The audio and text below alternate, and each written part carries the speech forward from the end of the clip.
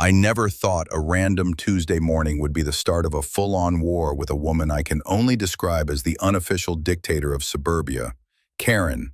You know the type, always clutching her clipboard like it's a weapon, lurking around with that thin smile that says, "I'm about to ruin your day."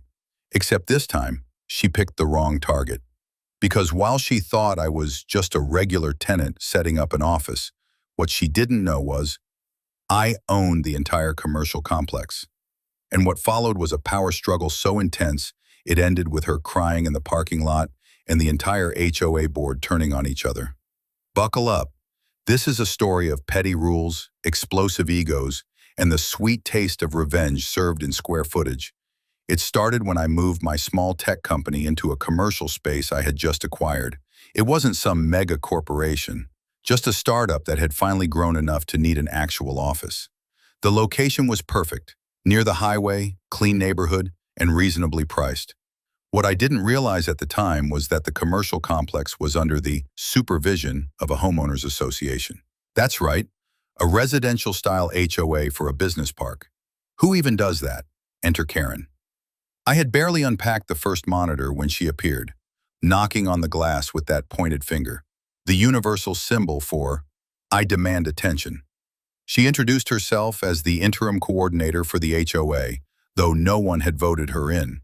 She immediately launched into a monologue about community guidelines, acceptable wall colors, parking lot behavior, and even what kind of blinds were visually appropriate. I smiled, nodded, and filed it away as classic HOA overreach. I had bigger things to worry about, but Karen, she had plans. Within days, she began micromanaging every aspect of our setup. She emailed daily, yes daily, with compliance concerns. First, it was the signage. Too bright, she said. Then it was our office hours.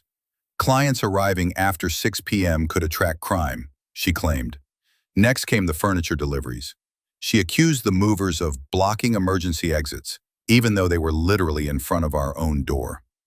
I tried to be polite, I really did. But the final straw came when she issued an official warning about a plant, a ficus to be exact. Apparently, the pot was not harmonious with the community aesthetic.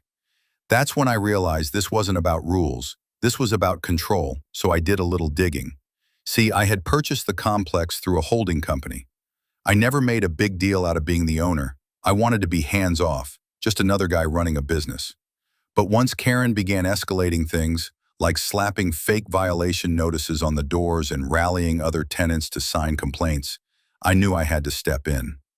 What Karen didn't know is that the HOA itself had very limited legal authority over the commercial zoning in this area.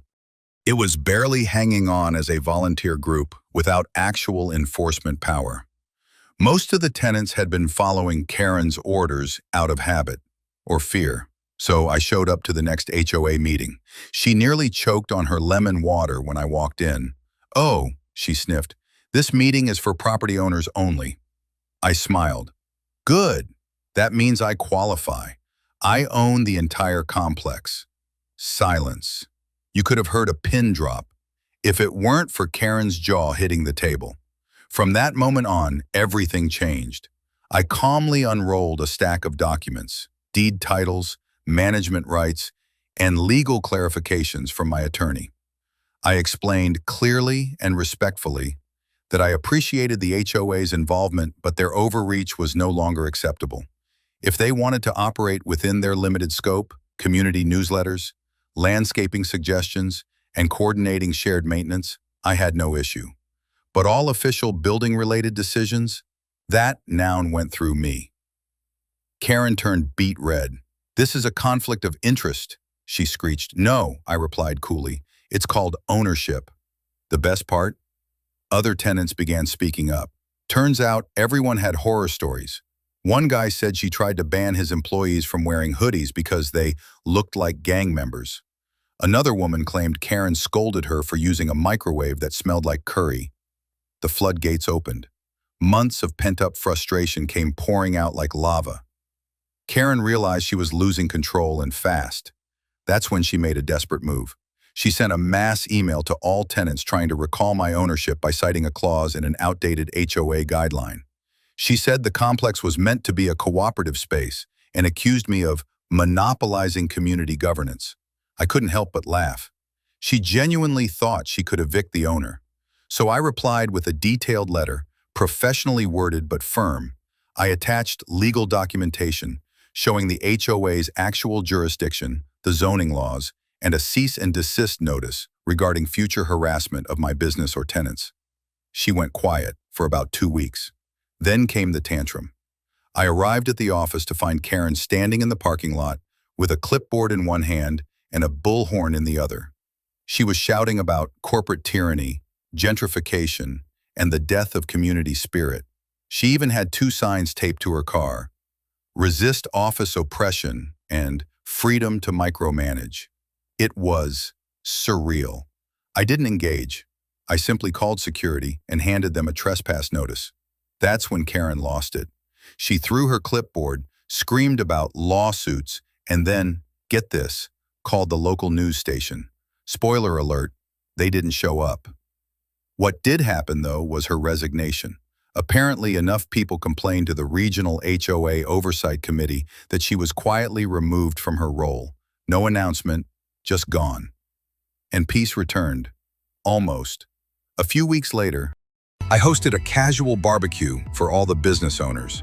Nothing fancy, just some good food, music, and a little speech. I thanked everyone for their patience, apologized for the chaos, and told them they were free to decorate their offices however they wanted, within fire code, of course. Everyone laughed, and I could feel the tension that had gripped the complex finally lifting. The ficus? It's still there. Bigger than ever, in a bright blue pot, just to spite Karen's memory. What's funny is that I didn't set out to be some hero. I just wanted a peaceful space to grow my business. But when push comes to shove, and someone tries to dominate others with fake rules and unchecked ego, sometimes you have to stand your ground. And sometimes you have to own the whole damn building. Moral of the story? Don't mess with people when you don't know who you're messing with, especially if they sign the checks for the entire complex. Entitlement is a house of cards, and all it takes is one gust of ownership to blow it down.